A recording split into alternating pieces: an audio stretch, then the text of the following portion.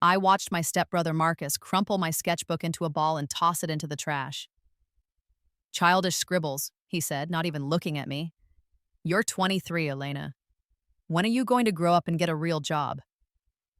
My father nodded from behind his newspaper. Marcus is right. Art isn't a career. Maybe it's time you helped out at the company like your brother. I stood there in the kitchen of what used to be my mother's house, feeling the familiar burn of tears I wouldn't let fall.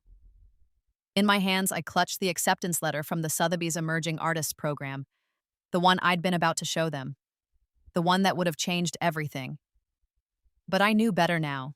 I'd learned this lesson the hard way, twice over, because this wasn't the first time I'd lived this moment.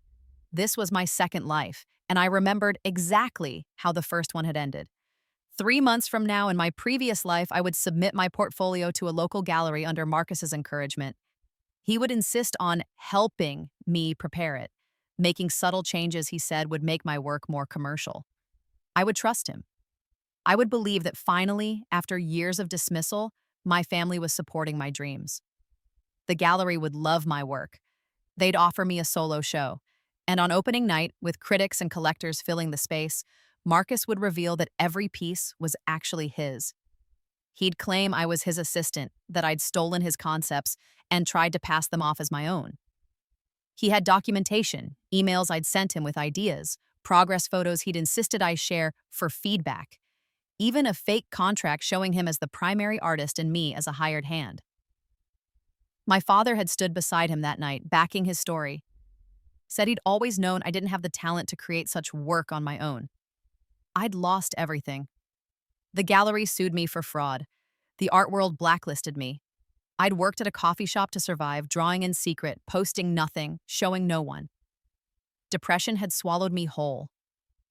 I'd died at 28, alone in a studio apartment, a bottle of pills on the nightstand, and a half-finished canvas on the easel. My last painting had been of a bird in a cage, and I'd never gotten to paint the moment it flew free. But then, I'd opened my eyes in my childhood bedroom, 16 years old again, my mother's death still fresh, my father's new wife, and her son Marcus just moving into our house. I'd lived 7 more years armed with the knowledge of every betrayal to come. I'd watched it all unfold exactly as I remembered. The casual cruelties, the systematic erosion of my confidence, the careful theft of my artistic identity. I'd tried to change things, to stand up for myself earlier, but Marcus was clever. He'd adapted, found new ways to undermine me. So this time, my third life, third chance, I'd changed my strategy entirely. This time, I would let them think they'd won. You're right, I said quietly, folding the Sotheby's letter and slipping it into my pocket. I should be more practical. My father's face registered surprise, then satisfaction. Marcus smirked, finally showing some sense. I retrieved my crumpled sketchbook from the trash after they left the kitchen. The drawings were some of my best work. Studies of hands, portraits of people I'd seen on the subway, abstract pieces that played with light and shadow. In my first life, these sketches had been the foundation of the portfolio Marcus stole. In my second life, I'd hidden them better, but he'd found them anyway. This time, none of it mattered, because this time I wasn't going to let Marcus anywhere near my real work. I'd been reborn with 7 years of additional artistic development, 7 years of learning from the masters I'd studied in secret during my first life's coffee shop years, 7 years of understanding what made art sell, what made it matter, what made it immortal. My technical skill had compounded across lifetimes. Every brushstroke carried the weight of experiences Marcus couldn't begin to fathom. And I had something else Marcus would never have. I knew exactly which artists would become famous, which styles would trend, which gallery owners were looking for which aesthetics, and which collectors were about to make major purchases. I'd spent the last 7 years of this life preparing. While pretending to be the family's disappointing daughter, I'd been building something they couldn't see. The abuse had started the day Marcus and his mother Diane moved in, 3 weeks after my mother's funeral. I was 16, raw with grief, and my father was desperate to fill the void my mother left. Diane was beautiful, polished, calculating. Marcus was 2 years older than me, charismatic, and immediately positioned as the golden child my father had apparently always wanted. Not a daughter who looked too much like her dead mother and insisted on wasting time with paint. Those first few months, I tried to connect with them. I'd painted a portrait of Diane as a gift, spent hours getting her smile just right. She'd hung it in the guest bathroom. When I'd painted a family portrait including all four of us, my father had said it was nice and left it leaning against the wall in the hallway, never bothering to frame it. But when Marcus casually sketched a landscape during dinner one night, something he'd clearly traced from a photograph, my father had it framed and mounted in his office within a week. That was when I understood the game. In my first life, I hadn't understood it in time. I'd kept trying to earn their love, their approval. I'd worked harder, made my art better, sought their validation like it was oxygen. And Marcus had watched me, studied me, learned from me, and then, when I'd finally achieved something worth taking, he'd taken it. In my second life, I'd tried rebellion. I'd fought back, called out the favoritism, demanded to be seen, but teenage rebellion was easy to dismiss. My father simply tightened his control, restricted my access to money and materials, made it clear that my future depended on my obedience. And Marcus had still found ways to sabotage me. More subtle, but just as effective. So, in this third life, I'd become invisible. I'd let them think I was compliant, defeated, accepting of my place. I'd taken a part-time job at a bookstore, kept my earnings secret, and told them the money went to practical things, like clothes and textbooks for the business degree my father insisted I pursue. In reality, every dollar went into art supplies and a storage unit across town where I kept my real work. I'd stopped showing them my art entirely. The sketchbook Marcus had found today? I'd left it out deliberately, filled with good but not exceptional work, the kind of thing that would feed his ego and make him think he knew the limits of my ability. My real sketchbooks, 15 of them now, were in the storage unit, along with 73 completed paintings and an entire series of mixed media pieces that combined traditional techniques with a style that didn't exist yet in this timeline. I'd invented it in my first life's lonely years. In this life, I'd perfected it. And I'd been documenting everything. Photos with timestamps, videos of my process, receipts for every material I'd purchased. I'd learned from Marcus's playbook. If anyone ever questioned the authenticity of my work, I'd have proof that would stand up in any court. I'd also been building relationships. The Sotheby's program was just one connection. I'd been commenting thoughtfully on artists' blogs, attending gallery openings, introducing myself to curators and critics. I'd even sold a few small pieces under a pseudonym, Elena Morse, a combination of my mother's maiden name and a scrambled version of my own. The identity had a growing following on Instagram, a waiting list of collectors, and a reputation for being mysteriously reclusive. No one knew Elena Morse was me, not even the gallery owners who'd sold my work. All transactions went through a P.O. box and a separate bank account I'd opened with a fake ID in my second life, a skill I'd learned from a fellow coffee shop worker who'd been running from an abusive ex. My father and Marcus thought I was a failure. They had no idea I'd already sold over $200,000 worth of art, and they would never know until it was far too late. "I've been thinking," I said at dinner that night, pushing my food around my plate. "Maybe I should work at the company, learn the business from you and Marcus." My father nearly dropped his fork. Diane's eyes narrowed, calculating. Marcus leaned back in his chair, a slow smile spreading across his face. "Really?" my father said. That's wonderful, Elena. I've been hoping you'd come around." "I just think it's time I was more practical," I said, echoing his words from earlier. "Art is a hobby, not a career. You were right." The words tasted like ash, but I kept my expression neutral, even a little defeated.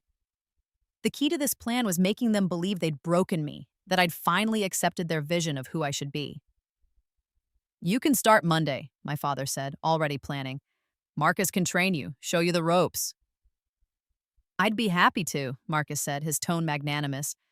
But I caught the glint in his eye. He was already thinking about how to use this, how to make me useful to him while keeping me beneath him. Perfect. I spent the weekend moving my most valuable pieces from the storage unit to a new location, a climate-controlled facility in a different part of the city, registered under Elena Morse. I kept only the decoy work in the old unit, the pieces I'd made specifically to be discovered if Marcus ever went snooping. Monday morning, I showed up at Reed & Associates, my father's commercial real estate firm. It was a family business his father had started, the same business my mother had helped build before cancer took her. By all rights, I should have had a place here. Instead, Marcus, who had no blood relation to the company's founder, was being groomed as heir apparent. "You'll start in filing," Marcus told me, leading me to a basement office that smelled like mildew and old paper. "Learn the business from the ground up." In my first life, I would have been humiliated. In my second life, I would have argued. In this life, I smiled and said, "That makes sense." For the next 3 months, I was the perfect employee. I filed, I organized, I made coffee, I stayed late when asked. I learned the company's systems, its clients, its vulnerabilities. I watched Marcus take credit for deals other employees closed. I watched my father turn a blind eye to Marcus's incompetence because he was so desperate to see his stepson succeed. And at night, I painted. The piece I was working on was called Resurrection. It was a large-scale oil painting of a phoenix rising from ashes, but the ashes were made of torn paper, contracts, family photos, newspaper clippings, and the phoenix's feathers were painted in iridescent colors that shifted depending on the viewing angle. I'd developed the technique in my second life, inspired by traditional Korean mother-of-pearl lacquerware I'd seen at a museum. It was the centerpiece of a series I called Rebirth. 7 paintings, each depicting a different stage of transformation from death to transcendence. I'd been working on them for 2 years, and they were nearly complete. They were also the most valuable things I'd ever created. In my first life, I'd never had the skill to make them. In my second life, I'd never had the confidence. In this life, I had both, plus the knowledge of what the art world would be hungry for in 6 months when a major collector with a Phoenix Foundation would be looking to invest in emerging artists with mythological themes. I knew this because in my second life, I'd read about it in a coffee-stained art magazine while working a shift. I'd thought about what I would have created for that opportunity. Now I was creating it. The turning point came on a Tuesday in late September. I was in the filing room when I overheard Marcus on the phone in the hallway. He was talking to someone about a property deal, and I recognized the address. It was the building where my storage unit was located. The old one, with the decoy art. "Yeah, we're acquiring the whole building," he was saying. "Demolition starts in 2 months. They're clearing out all the units, sending notices to the tenants." My heart rate didn't change. I'd expected this. Marcus had always been predictable in his cruelty. In my first life, he'd accidentally spilled coffee on my portfolio the day before a major submission deadline. In my second life, he'd told a gallery owner I was mentally unstable after I'd tried to schedule a showing. He couldn't help himself. Whenever I had something, he had to destroy it. He must have found out about the storage unit somehow. Maybe he'd followed me once, weeks ago, when I'd still been using it regularly. Maybe he'd hired someone to dig into my finances. It didn't matter. This was the trap I'd set, and he was walking into it perfectly. "Make sure the clean-out crew is thorough," Marcus continued. "I don't want anyone claiming they didn't get proper notice." I waited until he was gone, then pulled out my phone and called the storage facility from my old unit. "Hi, this is Elena Reed. I just heard about the building sale. When do I need to clear out my unit?" "You have until November 30th, Ms. Reed. We sent a notice to your address on file last month." "Oh, I must have missed it. Thank you." I'd received no such notice, which meant Marcus had intercepted it. He wanted me to lose everything in that unit, wanted me to discover my art destroyed or lost to demolition. It would look like an accident, like my own fault for not staying on top of my mail. It was almost beautiful in its cruelty. That night, I went to the old storage unit and took photos of everything. Then I created a new Instagram post for Elena Morse. Sometimes we have to let go of the past to make room for the future. Clearing out my old studio space today. These pieces represent a journey I've completed. They'll always matter to me, but it's time to move forward.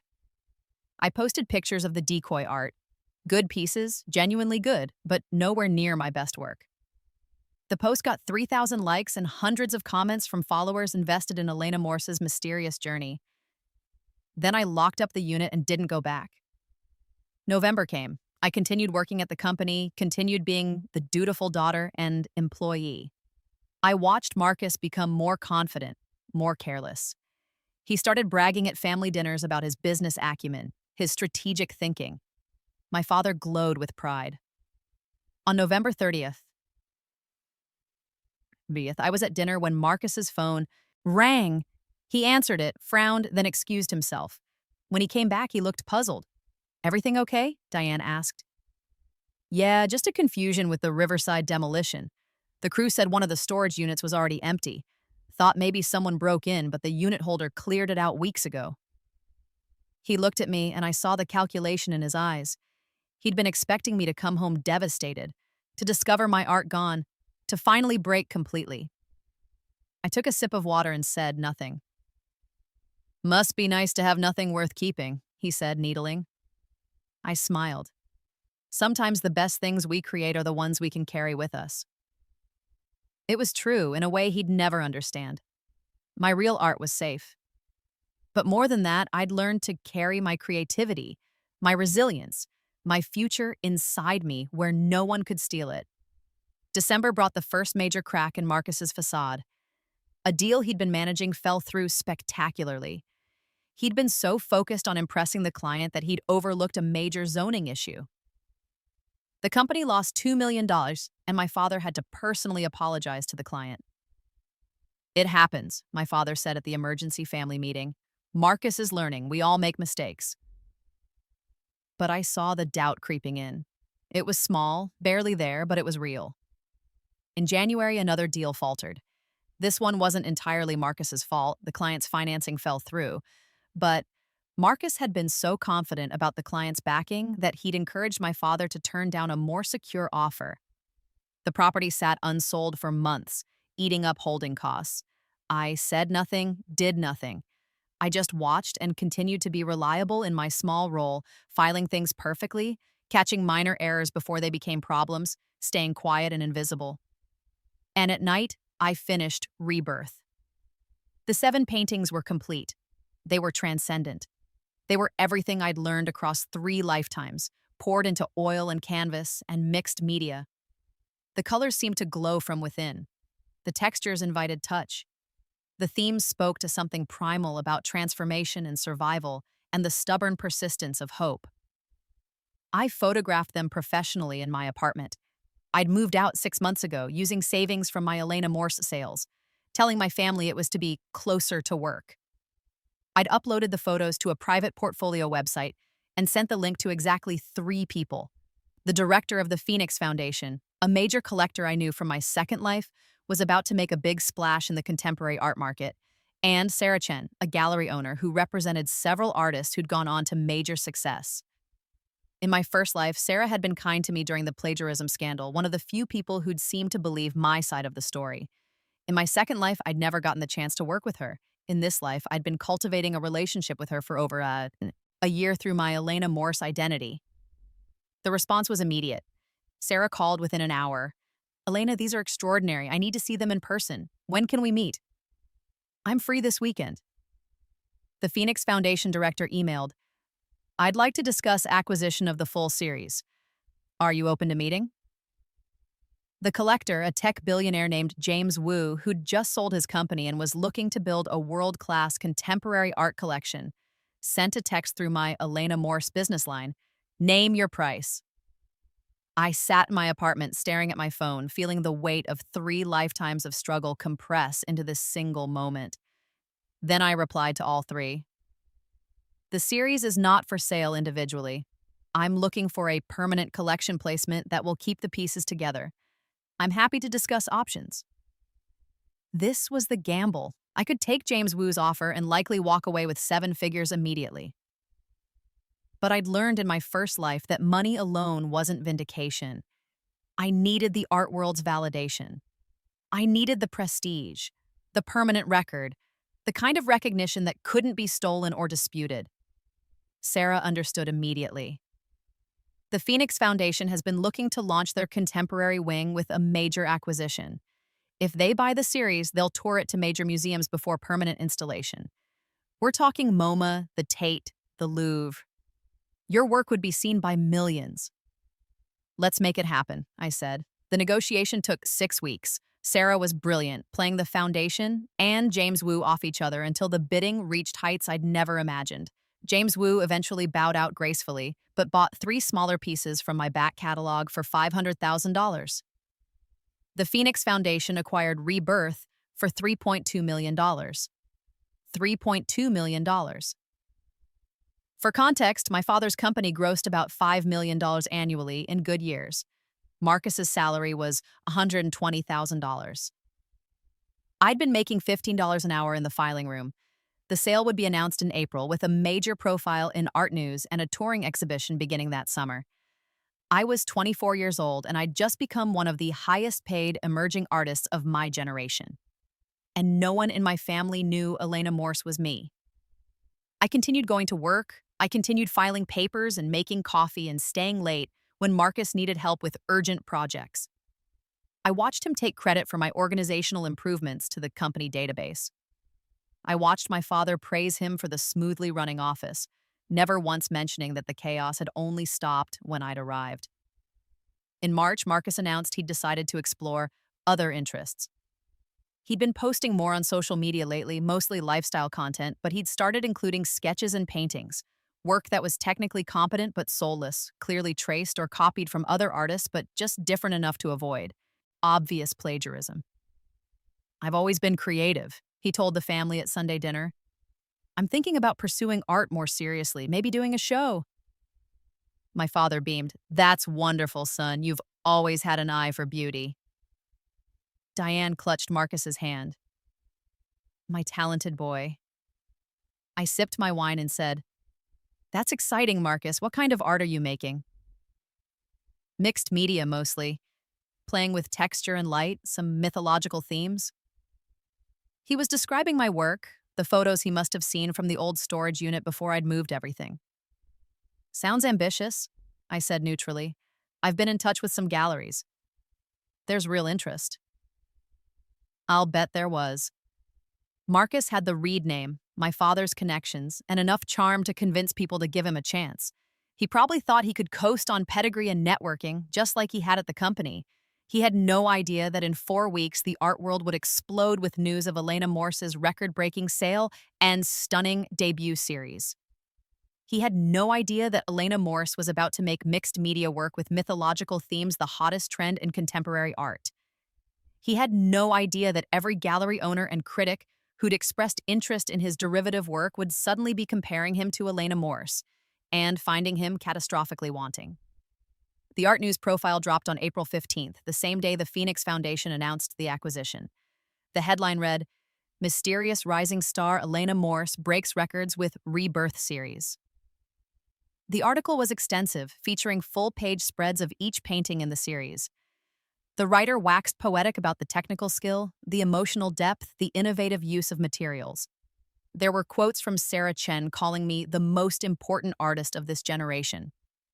The Phoenix Foundation director said the series represented a watershed moment in contemporary art. But the most important part was buried in the middle of the article. Despite the high-profile sale, Morse remains intensely private. She declined to be photographed for this profile and conducted our interview via email. "The work speaks for itself," she wrote. "I prefer to let it speak without the noise of personality and biography. Art should be judged on its own merits, not on the story of who made it." I'd crafted that statement carefully. It explained my anonymity while simultaneously creating more mystique. It also established me as someone with artistic integrity, someone who cared about the work above all else. The profile went viral. By the end of the day, @Elena Morse was trending on Twitter. Art blogs were analyzing every brushstroke. The Rebirth series was being compared to Caravaggio, to Kehinde Wiley, to Jenny Saville. I watched it all unfold from my filing room in the company basement. Marcus stormed in at 3 p.m., his phone in his hand. "Have you seen this?" I looked up from my work. "Seen what?" "This artist, Elena Morse. She just sold a series for millions. It's the exact kind of work I've been developing." "Oh?" I kept my tone mildly interested. "What a coincidence." "It's not a coincidence. Someone stole my aesthetic." His face was red, his jaw clenched. "I've been posting my work online for months. Someone must have copied it." I looked at his phone at the images of my paintings. I can see some similarities, I guess. But these look pretty different from your stuff, Marcus. More Polished? His eyes flashed with anger. I'm calling some lawyers. This is intellectual property theft. Good luck with that, I said, and returned to my filing. He left, fuming. I knew his lawyers would tell him he had no case. My work was documented, time-stamped, witnessed. His derivative copies were posted months after I'd completed the originals, and any competent expert could see the difference in skill level. But that didn't matter. The damage was done. Marcus had been about to launch himself as an artist, and now he looked like a wannabe riding the coattails of a more talented creator. Over the next week, I watched the fallout with quiet satisfaction. Marcus tried to schedule gallery meetings, but the galleries that had been interested suddenly had scheduling conflicts. One gallery owner was more direct. We're looking for original voices right now, perhaps in a few years when you've developed your own style. He increased his social media presence, posting more work, writing long captions about his creative process. The comments were brutal. This looks like a bad Elena Morse knockoff. Who is this guy and why is he copying Morse's style? Imagine being this unoriginal and still having the confidence to call yourself an artist. My father tried to help using his business connections to arrange introductions, but the art world didn't care about commercial real estate networks. They cared about talent, vision, authenticity. Marcus had none of those things, and now it was obvious to everyone. At Sunday dinner, Marcus was sullen. Diane kept insisting it was all a misunderstanding, that Marcus's work was superior and would be recognized eventually. My father looked uncomfortable, perhaps finally seeing the limits of his golden boy's abilities. Maybe you should focus on the company right now, my father suggested gently. Wait for the Elena Morse buzz to die down before pursuing the art thing. I'm not giving up, Marcus said. I've worked too hard. I thought about my first life, dying alone with my stolen dreams. I thought about my second life, fighting battles I couldn't win. I thought about this life, working in secret for 7 years, while they dismissed and belittled me. Maybe, I said quietly, some people are just naturally talented at certain things. It doesn't make them better people. It just means they've found their calling. Marcus glared at me. What would you know about talent? I shrugged. Not much, I'm just a file clerk. But I saw my father watching me, a strange look on his face, as if he was really seeing me for the first time in years. May brought the museum tour announcement. Rebirth would premiere at MoMA in New York in August, then travel to the Art Institute of Chicago, the Tate Modern in London, and finally the Centre Pompidou in Paris, before its permanent installation at the Phoenix Foundation in Arizona. The art world was rabid for information about Elena Morse. There were conspiracy theories that she was a famous artist working under a pseudonym. There were Reddit threads trying to decode clues from her limited online presence.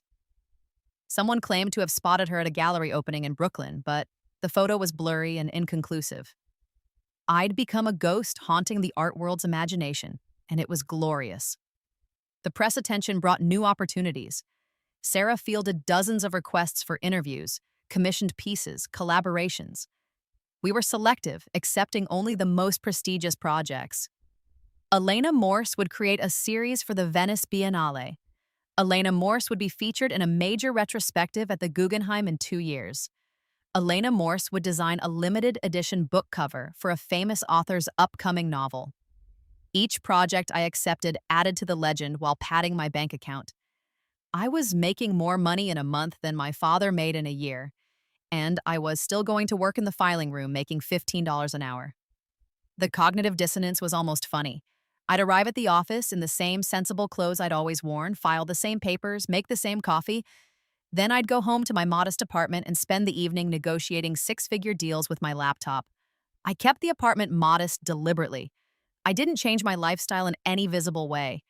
I was saving most of the money, investing it, watching it grow. But more importantly, I was maintaining the cover. No one could know, not yet. In June, Marcus made one final attempt at artistic credibility. He organized a show at a small gallery, calling in every favor and family connection he had. My father essentially paid for the opening, hiring caterers and sending invitations to every wealthy person he knew. I received an invitation. Family night at Marcus's art show, the card read.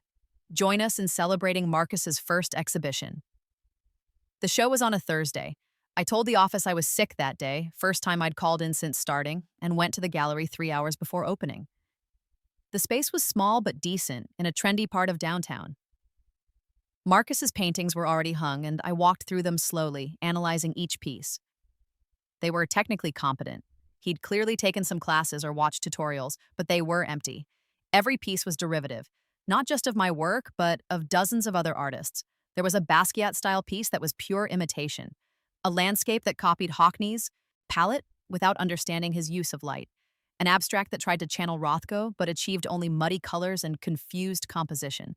And there, in the center of the gallery, was his masterpiece, a mixed media piece with a phoenix rising from flames. The bird was stiff, amateurish. The mixed media elements were clumsily applied. The colors were garish rather than luminous. It was trying so hard to be my resurrection that it hurt to look at. I took photos of everything, then left before anyone arrived.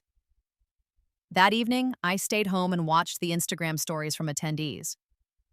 The gallery was packed. My father's money had bought a crowd, but the comments I could see were tepid at best. Interesting. Nice try. Shows promise. Damning with faint praise.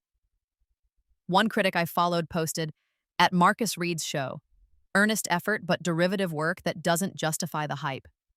The ghost of Elena Morse hangs heavy over these pieces, and not in a good way." Marcus must have seen it. His Instagram post from that night was defiant. Real artists don't hide behind anonymity.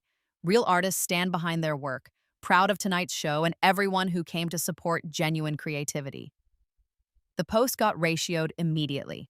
Comments poured in. Genuine creativity? Where? Elena Morse doesn't need to show her face because her work speaks for itself. Yours doesn't. This is sad. Just stop. I almost felt bad for him. Almost. Then I remembered watching him crumple my sketchbook. Remembered him standing beside my father at the gallery in my first life, calling me a fraud and a thief. Remembered the casual cruelty, the systematic destruction of my confidence, the years of being told I was worthless. Whatever he felt tonight, he'd earned it. July came, and with it, the first real crack in my cover. I'd been careful, so careful, but I'd underestimated my father's growing suspicion. He'd been watching me more closely lately, asking odd questions about my schedule, my interests, whether I still drew. "You used to fill sketchbooks," he said one day, casual but probing. "Do you still do that?" "Sometimes," I said. "When I have time. Just doodling, though, nothing serious." "That artist, Elena Morse. Have you followed her work?" "I've seen some articles. She's talented." "Diane thinks the paintings look like something you would have done back when you were trying to be an artist." My heart rate didn't change. "I think Diane's being generous. Elena Morse is a genius. I was just a kid with a hobby." He studied me for a long moment, and I saw the wheels turning. He was finally paying attention, finally really looking at me. But he couldn't quite put the pieces together. The idea was too absurd.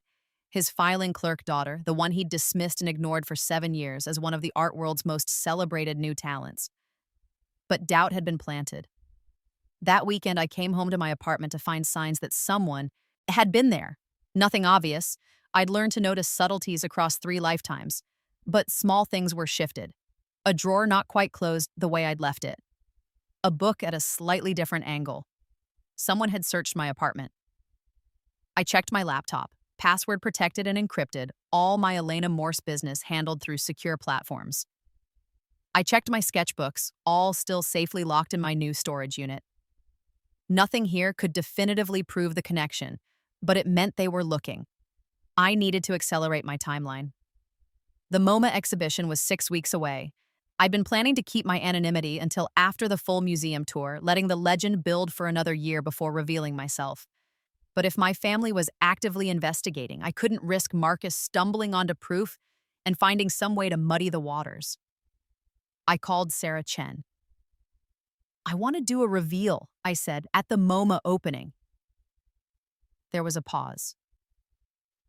"Are you sure?" The mystery is part of your brand now. We could ride that for years. I'm sure, but I want to control how it happens. No leaked information beforehand, no press conferences. I want to walk into that opening as myself, and I want to be there when my family sees my name on the wall beside my paintings. Sarah was quiet for a moment. There's a story here, isn't there? Something personal. Very personal.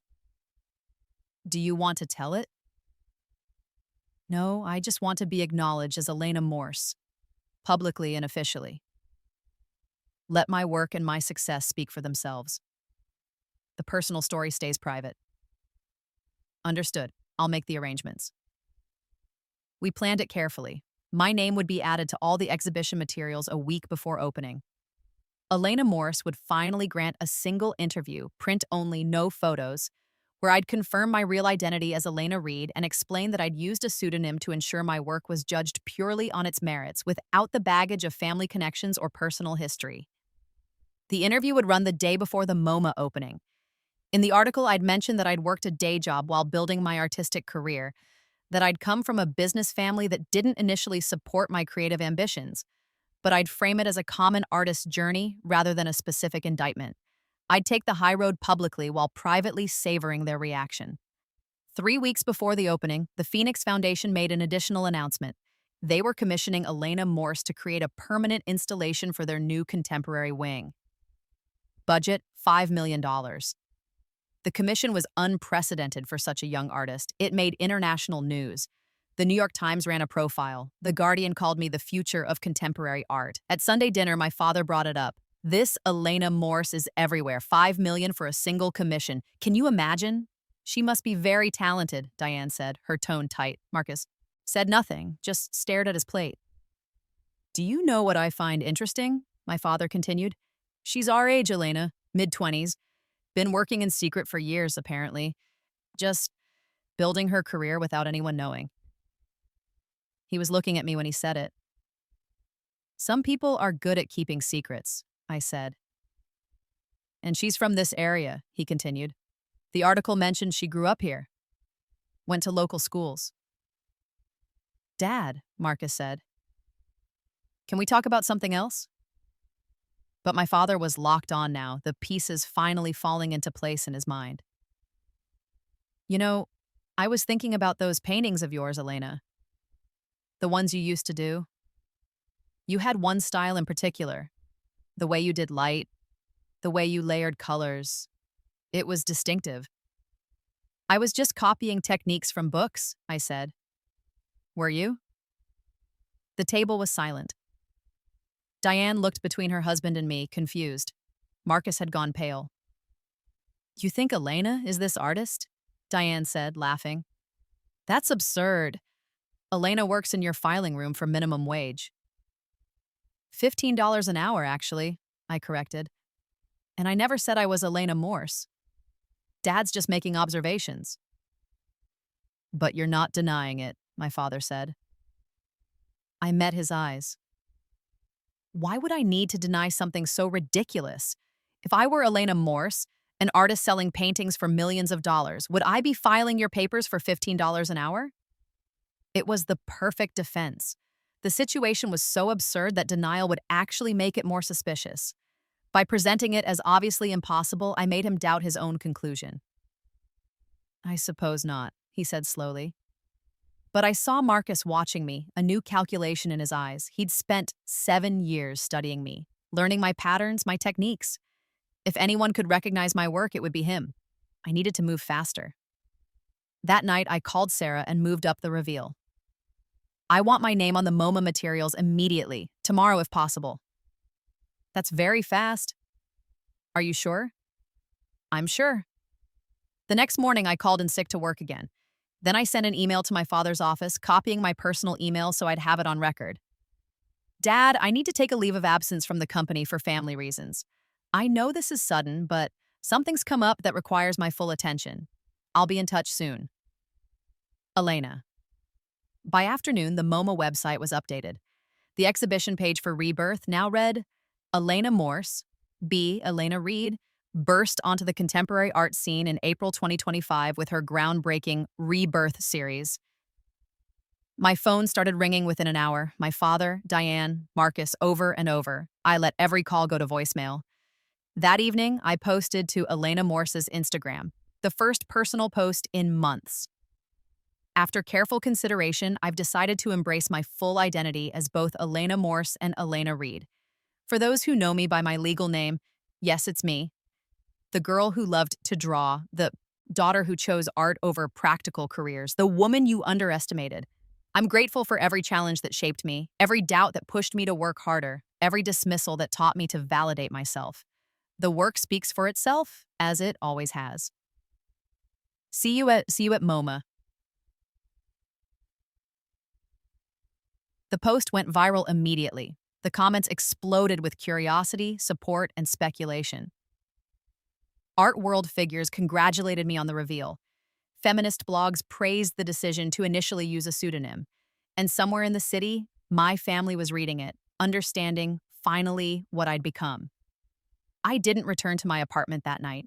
I'd booked a hotel room under my Elena Morse business identity, expecting my family might try to show up. I was right.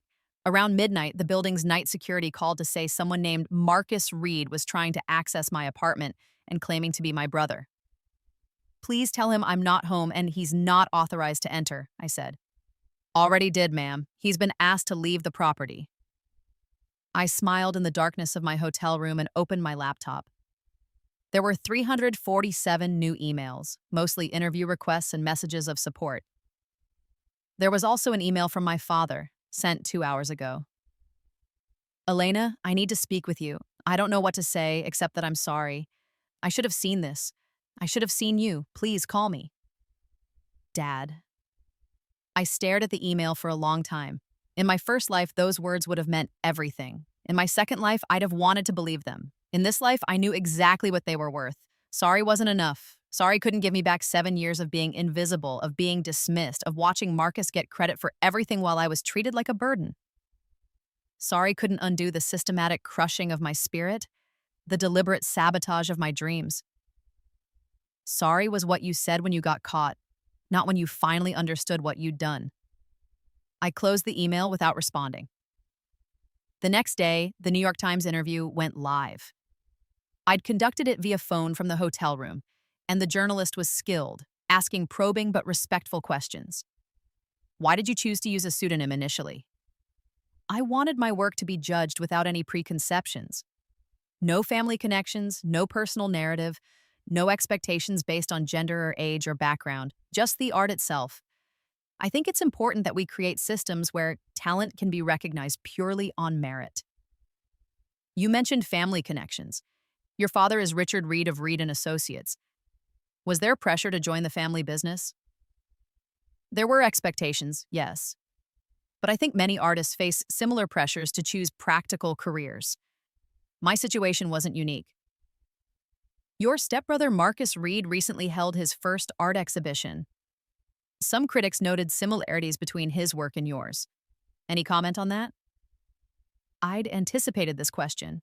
Think Marcus is exploring his own creative voice. All artists are influenced by what they see and experience. I wish him well in his artistic journey. It was perfectly diplomatic, perfectly kind. It was also damning. Every reader would understand exactly what I was implying, that Marcus had been influenced by my work, that he was following where I'd led. The article continued with questions about my technique, my inspirations, my future projects. I was articulate, thoughtful, professional. I came across as someone who'd been working seriously at their craft for years, not as a newcomer who'd gotten lucky. By the time the article published, Elena Reed, Elena Morse was the talk of the art world. From filing clerk to art world phenomenon, one headline read. The double life of Elena Morse, read another.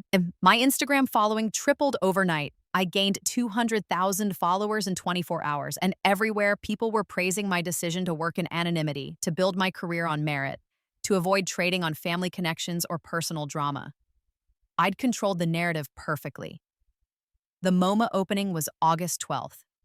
I hired a personal stylist for the first time in my life, let them dress me in a custom silk dress the color of sunset, learned to walk in heels that cost more than I'd made in a month at the filing room.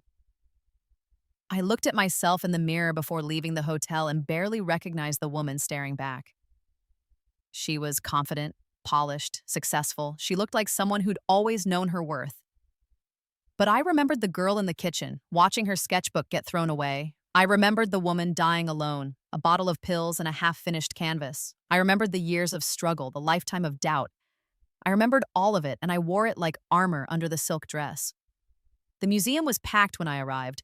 Sarah had arranged for a side entrance so I could slip in without immediately being mobbed. The exhibition was in the contemporary wing, 3 large galleries dedicated to my 7 paintings. I walked through them slowly, seeing my work displayed with professional lighting, with plaques explaining the technique and symbolism, with crowds of people standing in reverent silence as they took in each piece. Resurrection was in the center gallery, the phoenix blazing with iridescent color. A woman stood in front of it, tears streaming down her face. A young man sketched furiously in a notebook, trying to capture something of its essence. A group of art students debated technique and meaning, my work speaking for itself. Finally. Elena? I turned. My father stood there, dressed in his best suit, looking older than I remembered.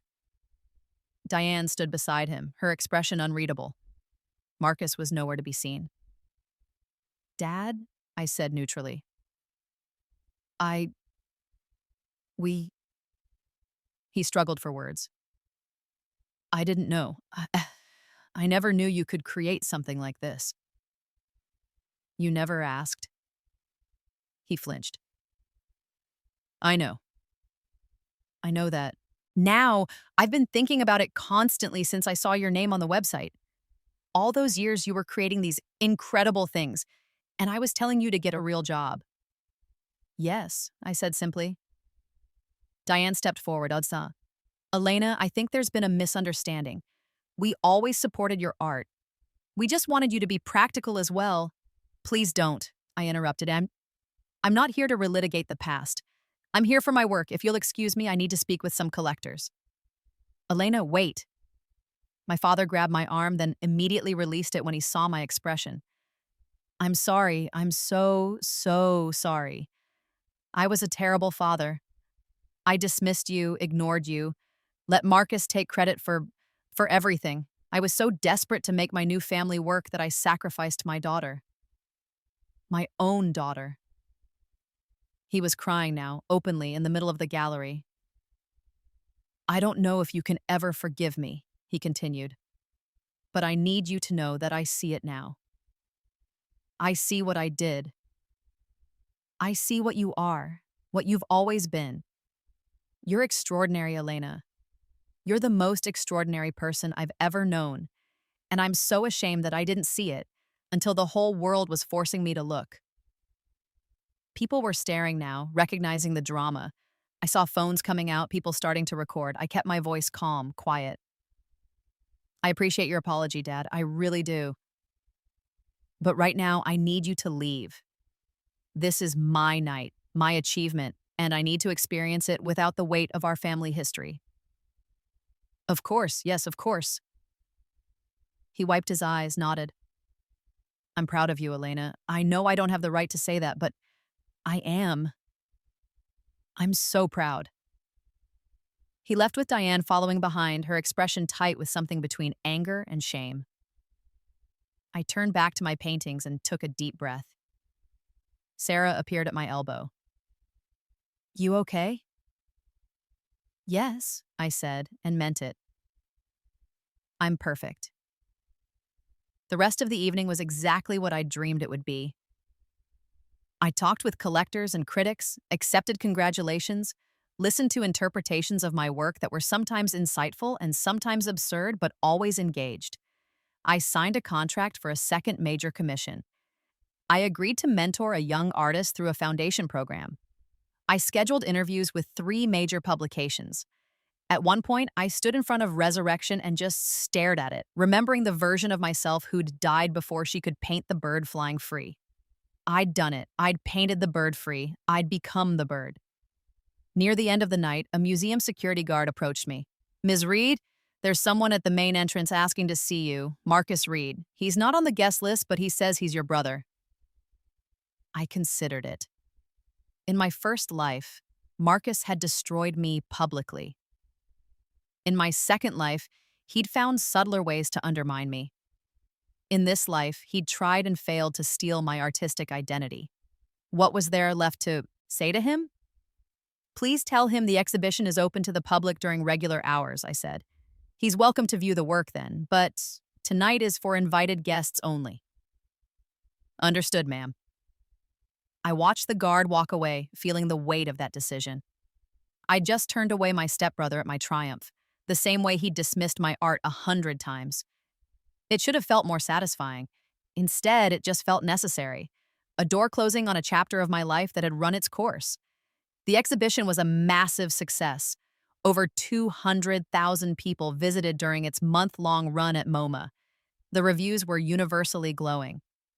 A masterclass in contemporary figurative art, wrote the Times critic. Elena Morse has arrived not just as a rising star, but as a fully formed artistic voice that will define this decade, said Art Forum. The touring schedule expanded. After Chicago, London, and Paris, museums in Tokyo, Sydney, and Sao Paulo requested the series. Rebirth would travel the world for 2 years before its permanent installation. I'd become, at 24, one of the most recognizable names in contemporary art. The money kept coming. Sarah negotiated book deals, licensing agreements, limited edition prints. I was profiled in Vogue, the New Yorker Times. Forbes estimated my net worth at $15 million and climbing. I moved into a penthouse apartment with a wall of windows facing the city. I converted one room into a studio with perfect north light. I hired a personal assistant to handle the deluge of requests and opportunities, and I kept painting. Because that was what this had always been about, not the money or the fame or the vindication, though those things were sweet. It was about creating, about pouring everything I'd learned and felt and survived into canvas and color, about speaking in the language that had always made sense to me, even when nothing else did. My second series, Remembering, was about memory and time and the weight of multiple lives. I painted it in secret, showing no one, taking 2 full years to complete it. When Sarah finally saw it, she cried, "This is your masterpiece," she said. "Everything you did before was leading to this." She was right. Remembering was better than Rebirth, more complex, more mature, more true. It sold as a complete series to the Met for $8 million, setting a new record for a living artist under 30.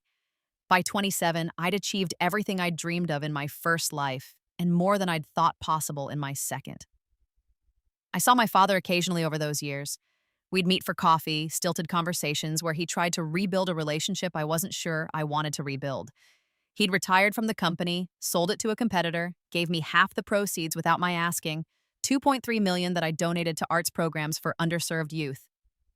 "I don't need your money, Dad," I'd said when he'd tried to give it to me. I never did. I needed your support, your belief, your attention. You can't buy those retroactively. I know, he'd said, but I want you to have it anyway. Please. Let me do this one thing right. So I'd taken it and given it away, turned his attempt at redemption into something that might actually help other young artists who felt invisible and dismissed. Diane had divorced him after a year. She'd been furious about the money he'd given me, about his obsession with making amends. She'd taken a settlement and moved to Florida with Marcus. Marcus. I'd heard things about him over the years. He'd stopped trying to be an artist after his first show's failure. He'd tried his hand at several businesses, all failed. He'd moved from city to city, job to job, never quite finding his footing. I didn't follow his life closely, but information had a way of reaching me.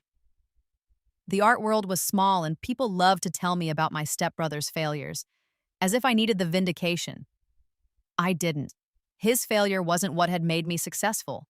My talent was what made me successful. His dismissal had hurt me, his cruelty had shaped me, but ultimately he was just a supporting character in my story, not the protagonist of his own. I'd won, not by destroying him, but by building something he could never touch, never claim, never diminish.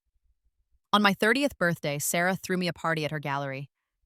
The space was filled with artists I admired, collectors who'd supported my work, friends I'd made in this strange, beautiful world of creation and commerce.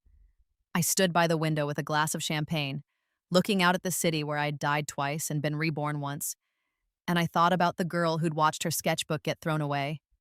I thought about all the versions of myself I'd been, the victim, the fighter, the ghost.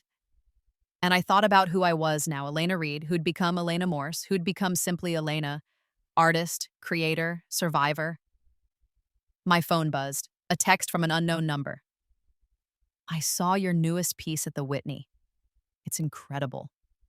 You were always talented? I was too jealous to see it. Too insecure. I'm sorry for everything. I hope you're happy. M. Marcus. After 7 years of silence, reaching out, I stared at the text for a long moment, feeling the echo of old pain, old anger. Then I felt something unexpected. Pity. And beneath that, nothing. Just nothing. He was sorry. Maybe he even meant it, but his apology couldn't change what had happened. Couldn't unlive the lives I'd lost to his cruelty and the family's dismissal. All it could do was sit there, a small acknowledgement in a sea of time. I deleted the text without responding and slipped my phone back into my pocket. Sarah approached, smiling. The Times critic just told me your Remembering series changed her life. She said she's writing a book about contemporary art, and your work will be a central chapter. That's wonderful, I said, meaning it. You seem reflective. Tonight. Big 3-0 hitting hard. Just thinking about the journey. How strange it is, how impossible it seemed, how inevitable it feels now. Regrets? I thought about that. Regretted my first life, wasted in pain and theft. Regretted my second life, spent fighting battles I couldn't win. Even regretted parts of this life. The years of pretending, of being invisible, of working in a basement filing papers when I could have been creating. No, I said finally. No regrets. Everything that happened made me who I am, made me create what I create. I wouldn't change any of it. And that was true. The suffering had depth to my work. The betrayal had taught me resilience. The multiple lives had given me perspective that showed in every brushstroke. I was successful not despite what had happened to me, but because I'd transformed it into art. Come on, Sarah said, linking her arm through mine. There are people who want to toast to your next decade. We walked back into the party, into the warmth and light and conversation, and I left the window and its view of past lives behind me. The epilogue of my story isn't dramatic. There's no final confrontation with Marcus, no tearful reconciliation with my father, no moment where Diane admits her cruelty and begs forgiveness. Instead, there's just life. My life, full and rich and entirely mine. I continued to create, series after series, each one growing in complexity and depth. By 35, I had work in permanent collections in 17 major museums worldwide. By 40, I was mentioned in the same breath as the masters I'd once studied from coffee-stained art magazines. I mentored young artists, especially young women from difficult backgrounds. I funded scholarships and residencies. I used my platform to advocate for artists' rights, for fair pay, for the importance of supporting creativity, even when it wasn't immediately profitable. I never married, never had children. Some people found that sad, but I found it freeing. My art was my legacy, my paintings, my children.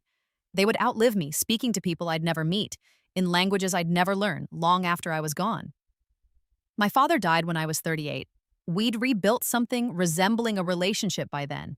Lunches every few months, careful conversations about safe topics.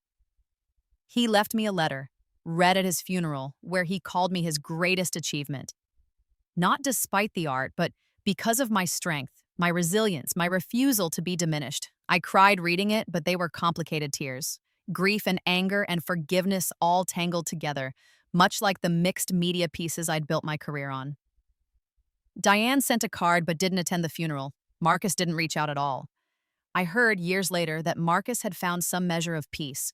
He'd become a high school art teacher, working with teenagers who needed someone to believe in their potential. Someone told me he'd mentioned me once in an interview, called me an inspiration, said he'd learned from watching my career that talent and hard work could overcome any obstacle. It was a generous interpretation of our history. I let it stand. His version of events didn't change mine, and I was too far beyond it all to care about correcting the record. What mattered was the work. What mattered was that every time someone stood in front of one of my paintings and felt something, hope or sorrow or recognition or transcendence, A piece of my three lives spoke to them. The girl who'd been dismissed, the woman who'd died alone, the phoenix who'd risen from her own ashes. What mattered was that I'd taken the worst thing that ever happened to me, dying with my dreams stolen, and transformed it into the best thing that ever happened to me. 3 lifetimes of perspective poured into art that would outlive us all. I'm writing this now at 62, in my studio with the Northlight, surrounded by half-finished canvases and a lifetime of creating. My hands shake more than they used to, arthritis setting in, but I can still paint. I'll paint until I can't anymore, and then I'll find new ways to make art, new media to explore. Because that's what this story is really about. Not revenge, though that was sweet. Not vindication, though that mattered. Not even success, though I won't pretend it isn't satisfying to have built a career that dwarfed their cruelty in every possible way. It's about creation, about taking the raw material of suffering and spinning it into something beautiful. About refusing to let anyone else define your worth or limit your potential. About the stubborn, persistent, irrepressible human need to make meaning out of chaos. Marcus said my drawings were childish. He was right, in a way. They were drawn by a child, a young woman still learning, still growing, still figuring out who she was and what she could become. But children grow up. And sometimes, if they're given enough lives and enough chances, they become exactly who they were always meant to be. My art sold for millions. He never knew. Not really, not when it mattered. By the time he understood, I was so far beyond his reach that his opinion had become irrelevant. And that, more than any revenge, more than any victory, is what made it all worthwhile. I was free, my art was seen, my voice was heard, and I did it all myself.